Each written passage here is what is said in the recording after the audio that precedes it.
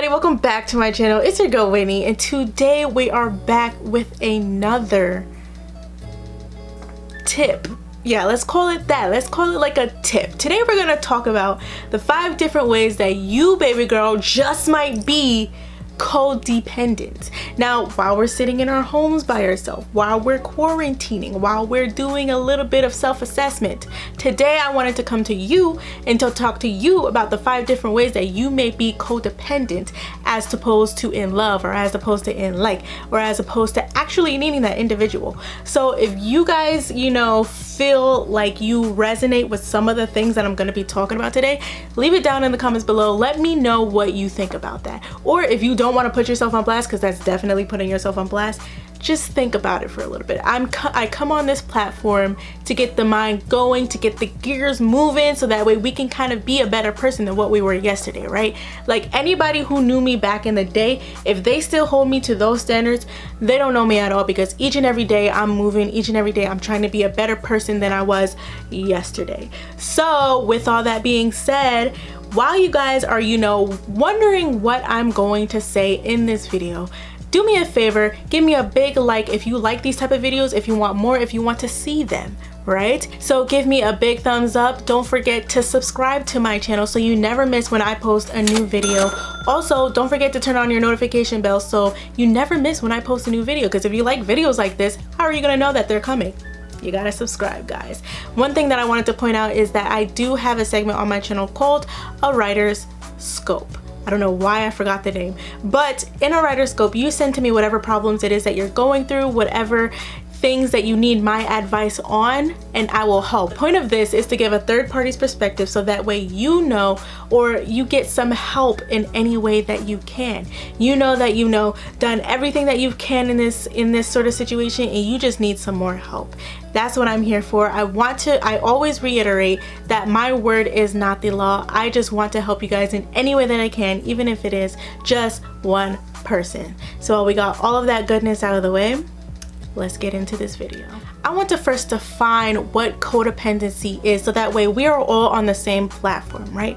Codependency, or being codependent, is having an excessive physical, emotional, or psychological reliance on somebody else, on a partner, because they support you in one way, shape, or form. Not even just support your career, but they support you, they love you, or they just you guys have a bond, and so that bond was taken to an extreme level. Codependency often enables someone's addiction, their mental health, the poor mental health, and it sometimes often enables immaturity, irresponsibility, and I don't know, let's call it lack of motivation.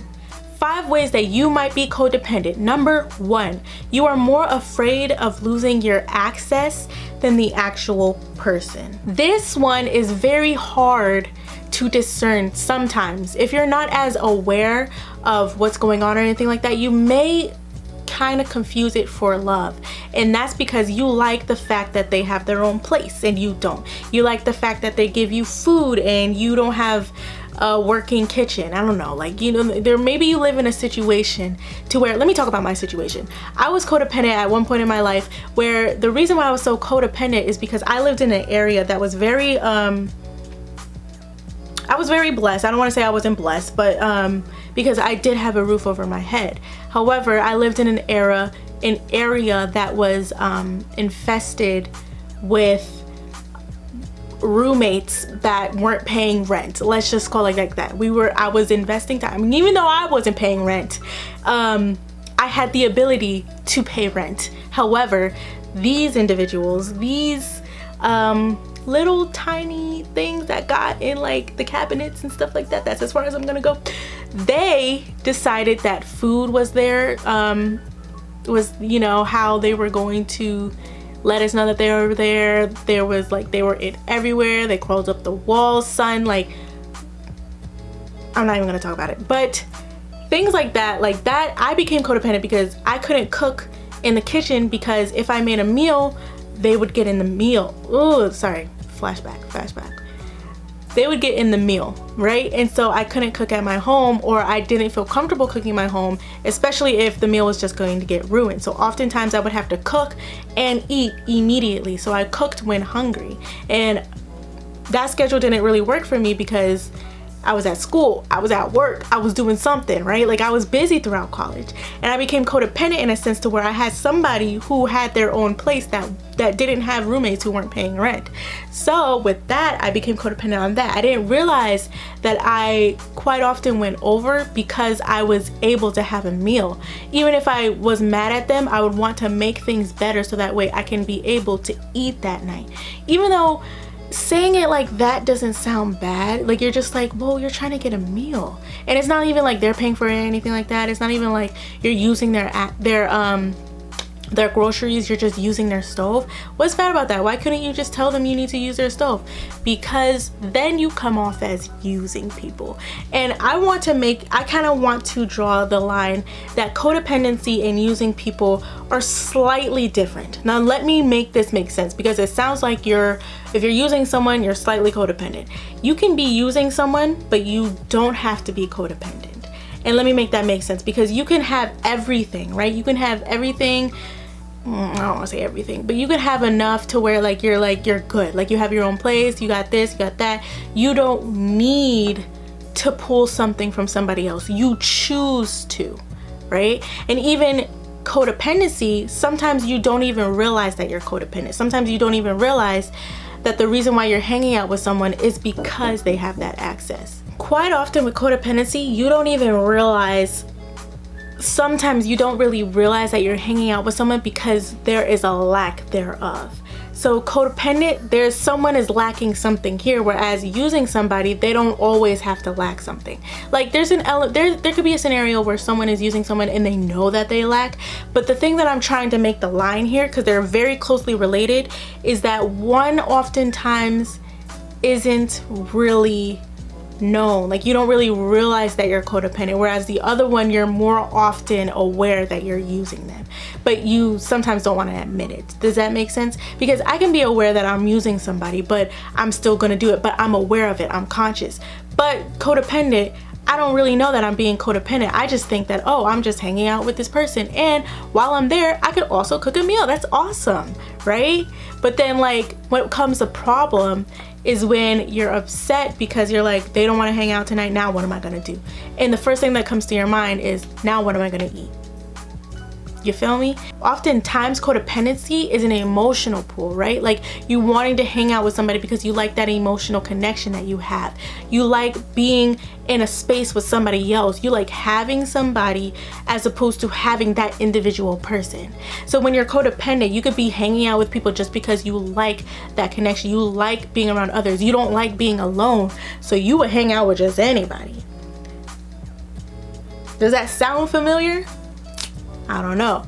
Let's move on. Number 2, when you try to be everything that that person wants you to be, let's try to make this make sense. You are in a place to where you are potentially codependent and you have someone that you're dependent on. So when I say that you are potentially trying to be something that they want you to be so that way you will not lose them, are you not wanting to lose them because you were losing the access, or because you genuinely don't want to lose them? Or it could really just be both. So let's break this down a little bit. When you're trying to be everything the person wants you to be. Now, this is obviously not going to come as obvious or blatant as you might think. Someone's not going to sit there and tell you and be like, yo, I don't like the fact that you weigh 85 pounds. I'm gonna need you to get a little bit thick and then maybe we'd be happier. Like no one's going to come out and hopefully not say that to your face, because if they do, you need to piece the fuck out. But anyways, besides that, the reason why I say you're trying to be everything that they want you to be is because you want to make them happy. You want to make sure that they know that you are there for them no matter what, right? And so even though that is loyalty, even though that does have some sort of slight benefit that you're trying to make them happy, but at the end of the day, you don't have to change yourself to make them happy. When you're starting to shift your ideas, your ideology, who you are as a person, because you're like, yo, this is what I gotta be to make them happy, that's a problem, because you don't have to be somebody else to make somebody happy. And if that's the case, then that's not the person for you. And so when you're trying to shift like who you are as a person to fit their mold because you like what they bring to the table, so let me try to fit and mold into this person so that way I too am bringing something to the table. And that's not to negate the fact that you are already bringing something to the table. The point of being codependent is thinking that you don't have that, and so you're wanting to show them like, hey, you know, I bring this as well, and I'm glad to see that you bring that, so we're on equal standing ground. Number 3, things may not seem to be right, but you ignore them even at your own cost. Women, we're funny, okay? Let's just say that we're funny. God has made us to have this innate thing within ourselves that we just have this feeling, this inkling that something is not going right. And so I know for me, when I was codependent, I always felt like something was wrong. And so I was always trying to fix something. I was always trying to be like, okay, if I did this, he's gonna feel like this. If I do this, he's gonna feel like that. If I do this, it'll make him so much more happy, and then blah, blah, blah. You know, I was like, oh, he's gonna be so ecstatic, even if I didn't feel comfortable doing some of the things that I was trying to do for that other person. I wanted to make sure that they knew that I was there for them no matter what. Like, I was their backbone, I was their wall, I was their support system throughout everything. But with all that giving to them, I was draining myself in the process. And even though I kind of always felt like, you know, things weren't gonna last, or I always felt like something wasn't right. Like, there was when I was codependent, there was like something deep innately in me that knew something wasn't right. And I didn't know what it was. I didn't know it was me giving too much. I didn't know it was him. I just thought, you know, it was overall, like, just being real, I just thought it was me and I needed to change, which goes back to my first 2 signs, okay? Like, I really and truly started to kind of feel like things were not always going to be okay. Like, I always felt like I was walking on thin ice. When I say I'm always walking on thin ice, things could be cool, but I think that there's always something to fix. Let's move on to the next sign. Your mood is always defined by the other person. This one I really want you to pay attention to, because it's a lot of these signs, you really think that it's just you trying to be a better person, or you really think that it's like, no, it's just the elements of a relationship. They're not, okay? Your mood does not need to be defined by the other person. If they're happy, that doesn't mean you have to be happy as well. Like, let's make that make sense, right? Like, if something happens and you don't like it, you don't have to say, oh, well, I'm just gonna be happy because they're happy, right? Like, your mood cannot be contingent upon their happiness. He's not your God. They're not your, you know, savior. You're not the person. That's a good one. They're not your savior, right? Like, they're not the person who's gonna rise you up from the depths of hell. You feel me? Like, they are a human being, so you shouldn't allow someone to have that much of an influence on you, right? So one sign, like what I just mentioned, having like everything that they feel is contingent upon you. If they're upset, you don't have to be upset also. Of course, it might touch you, like, damn, that's sad. But the thing is like, you cannot walk around hoping to be happy based off of their feelings. That's toxic as hell. And lastly, this sign really and truly speaks home to me, because I'm telling you, this literally was my life. You have this exaggerated feeling that you are responsible for the other person's actions. Now let me make this, let's put this into perspective, right? So me, I always felt like I had to watch for the other person's actions because I didn't want them to embarrass themselves. I didn't want them to embarrass me. I didn't want them to say the wrong thing, because they always had their foot in their mouth.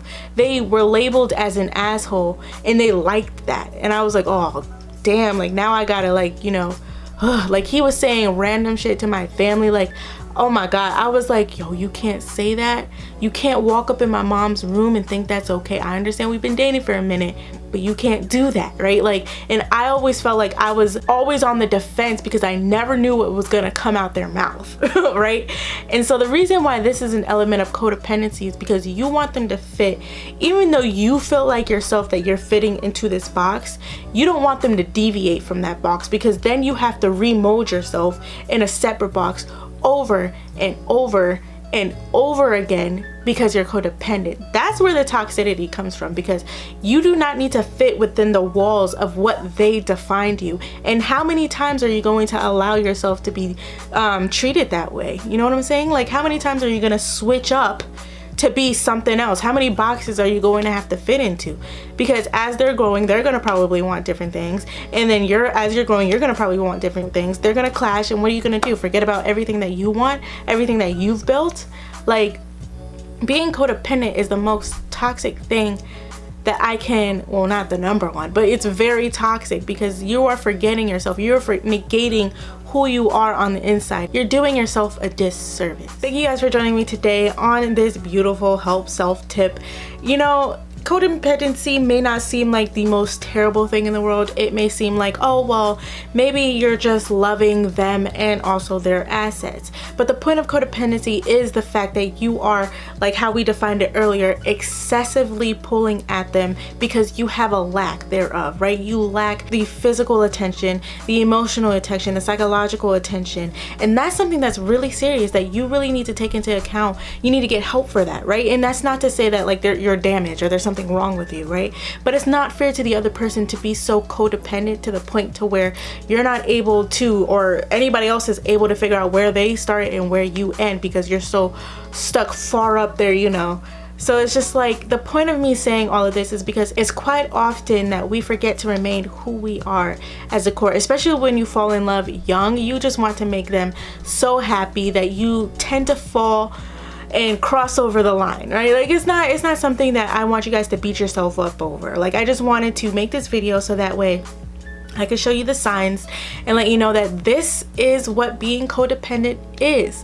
And me, I struggled with that for a very long time when I was younger, because I fell in love not super early, but I fell in love young, and like a lot of my first was given to the person that I was codependent to, and it wasn't fair, right? Like, not to me, but it wasn't fair to them either. And it's just a lot of toxic traits that I want to kind of eradicate. We have a generational, how do you want to call it, generational toxic traits that has been taught all the way like since the beginning of time, and then we are still suffering with that sort of thing now. So I come in here to try to tell you guys, you know, this is something that might be going on. If you agree, then like let's work to try to stop this sort of toxic behavior.